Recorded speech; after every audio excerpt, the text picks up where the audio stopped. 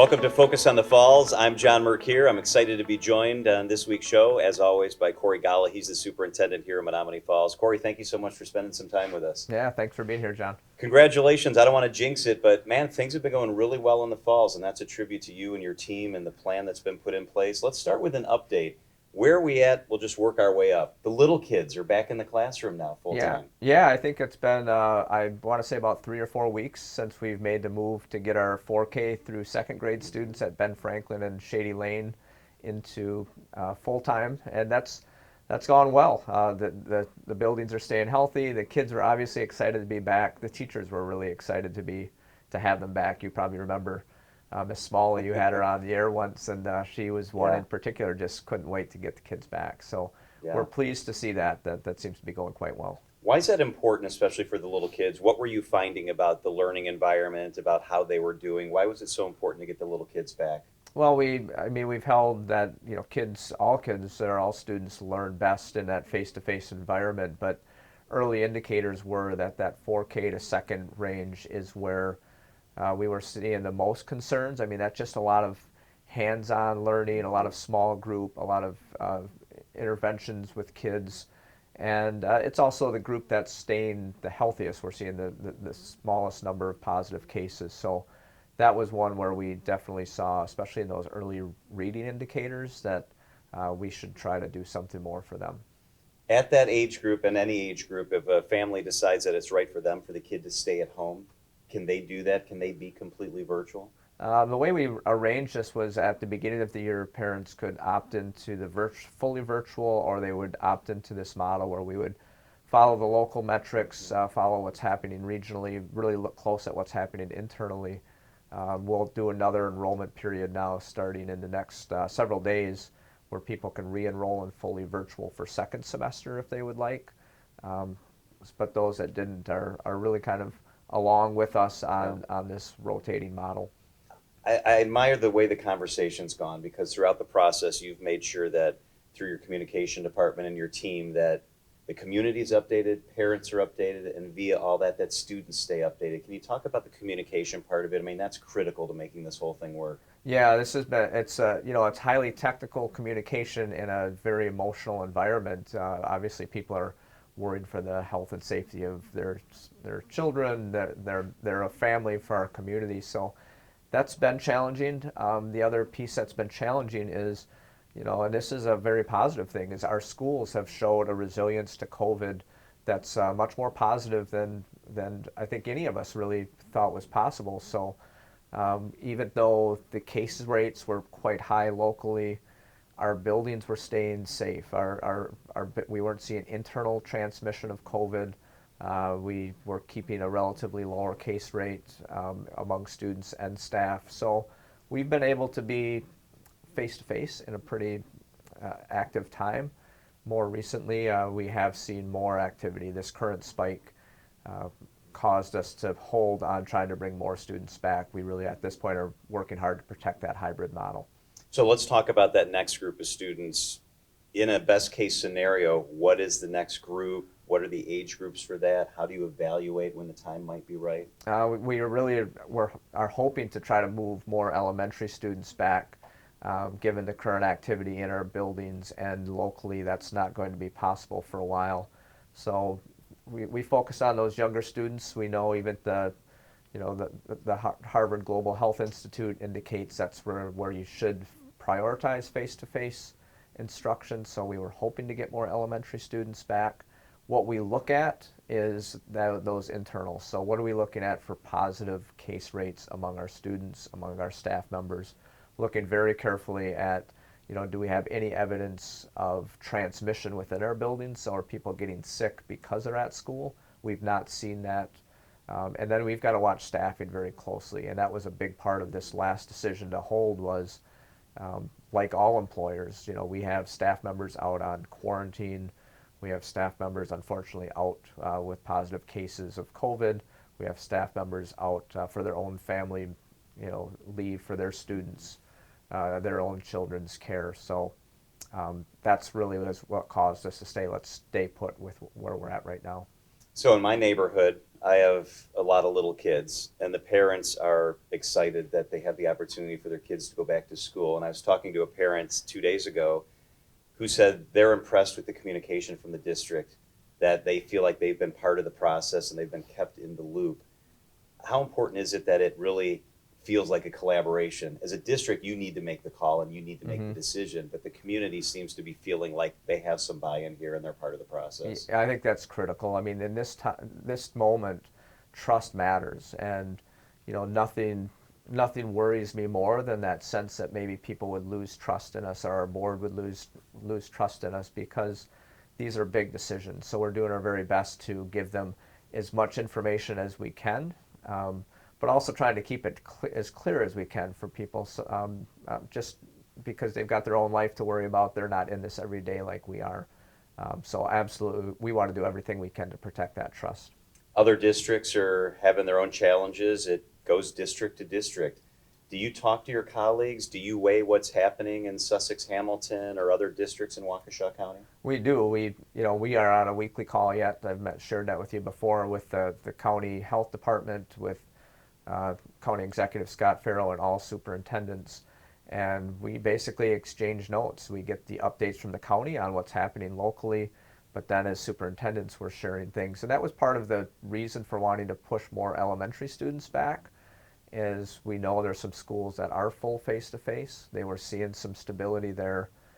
And similarly, we feel good at our high school that while we've had a significant number of quarantines like everyone has, it's much less in this hybrid model. When we have a positive case in the high school, sometimes we don't have to quarantine anyone because they're keeping their distance. When we bring everyone back, that won't be possible. So I've learned a lot of lessons from other superintendents and really appreciate that transparency.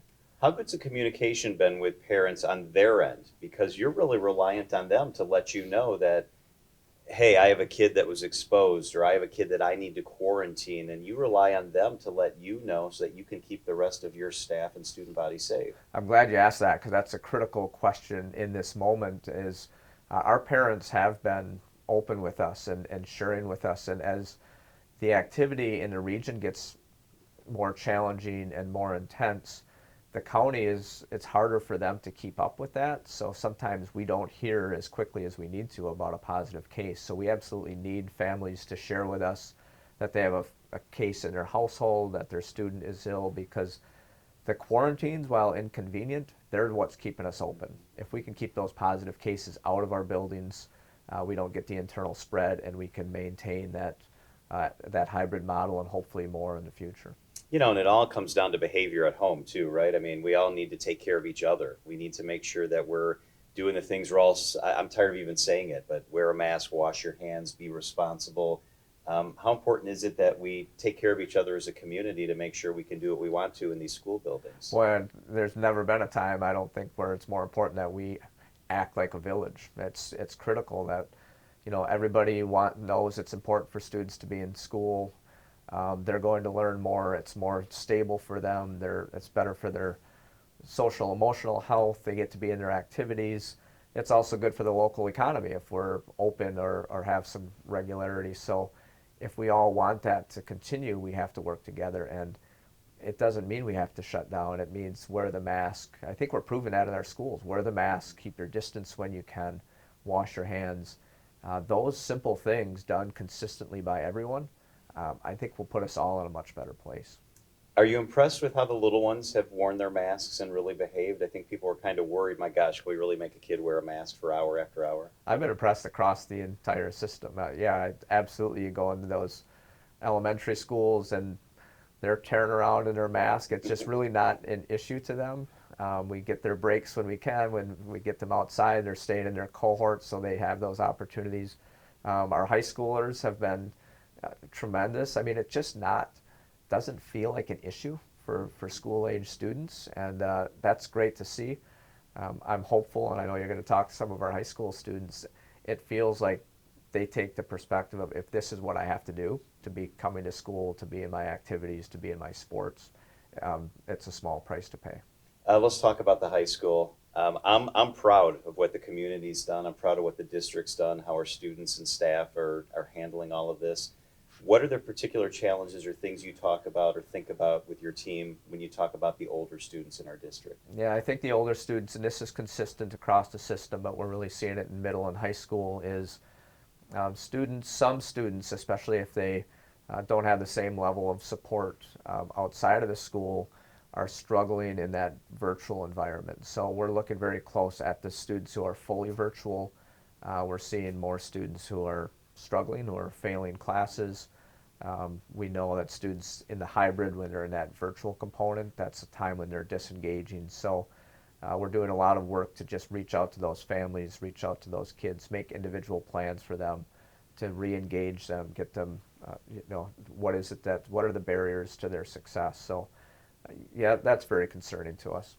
Are you hopeful that after Christmas or in the spring or at some point we'll be able to get the older kids back in the buildings full time? Yeah, I mean, obviously things are very challenging right now with this spike. So, I expect that we're going to have to pause in this current model where we are now until these local numbers get more in check to where we were 2 or 3 weeks ago.